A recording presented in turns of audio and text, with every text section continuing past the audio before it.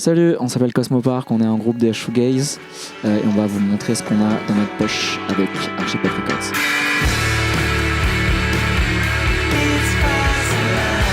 Du coup, moi j'ai choisi Around the Floor de Deftones.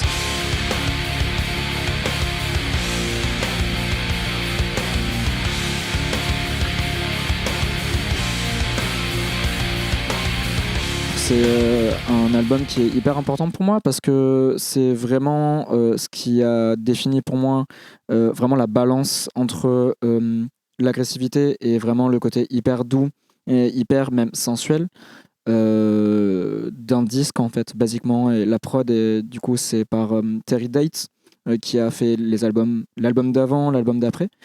Voilà, je trouve les sons de guitare en fait sont vraiment incroyables et en fait il a vraiment très très peu vieilli.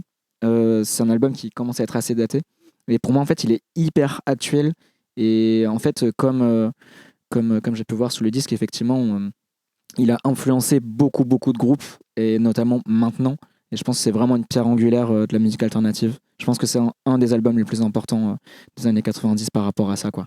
Mogwai, Hardcore Will Never Die But You Will.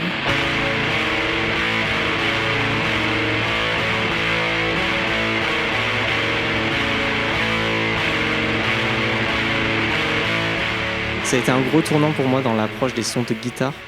Parce qu'en gros, il y a un morceau dedans qui s'appelle Rano Pano. Et je les ai vus 2 fois en live. Et la toute première fois que je les ai vus en live, je ne connaissais pas encore cet album. Et j'ai écouté ce morceau en live, Rano Pano. C'était ouf. Il y a un empilement de guitare, genre un espèce de crescendo qui s'en finit plus, de masse et de densité de guitare de ouf. Et c'est un peu tout cet album, c'est un peu ça, quoi, de la grosse densité.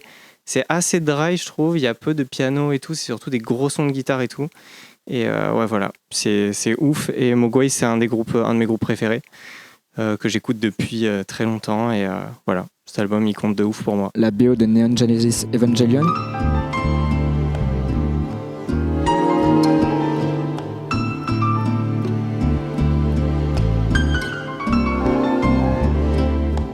Un animé des années 90 japonais. C'est des histoires de mechas qui se battent contre des anges. C'est hyper abstrait dit comme ça, mais c'est une histoire qui est superbe et ça commence de manière hyper solaire, ça finit de manière hyper dark avec des gens qui sont full dépressifs et qui ont basiquement plus envie de vivre. Mais en fait, la BO retranscrit hyper bien ça, ce côté très très solaire qui descend un peu petit à petit dans une espèce de truc très sombre. Et voilà, je trouve qu'en fait, c'est hyper représentatif des animés japonais d'avoir une espèce de truc de clair-obscur comme ça. Et voilà, c'est une BO qui m'a vraiment marqué, voire la BO qui m'a le plus marqué. Anywhere But Here de Sorry.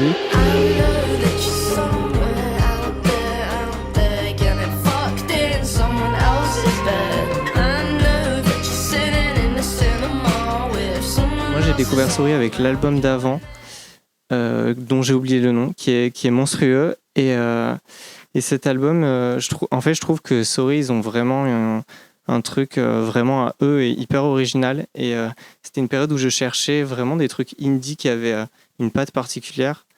Et je tournais un peu en rond dans ce que j'écoutais. Et Sorry, ça m'a vraiment redonné envie d'écouter du rock indé. Et ouais, c'est un album hyper original, je trouve, avec plein de prods assez folles. Je suis pas d'habitude hyper fan de, par exemple, le sax ou des trucs comme ça dans le rock. Mais là, je trouve que ça marche de ouf.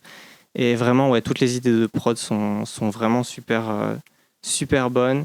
Ouais, c'est un super album. Alors, on est 3 dans Cosmopark. On a Baptiste qui fait de la batterie. Et on a choisi pour lui, il n'a pas pu être là, donc on a choisi pour lui Pornographie de Cure.